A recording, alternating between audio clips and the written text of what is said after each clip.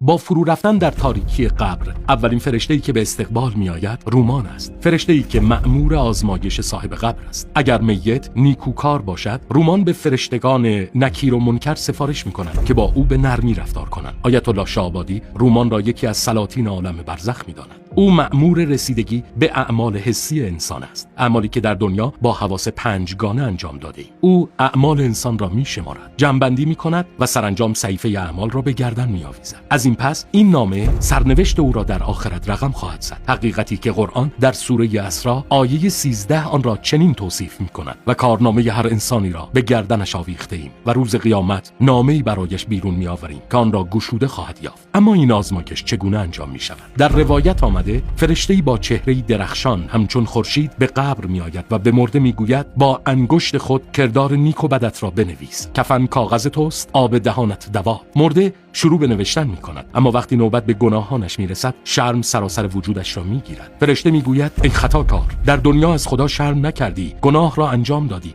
و اکنون شرم داری. سپس همه اعمالش خوب و بد در آن صحیفه ثبت می‌شود و نامه‌ای که سرنوشت او را رقم می‌زند بر گردنش آویخته می‌شود تا روز قیامت.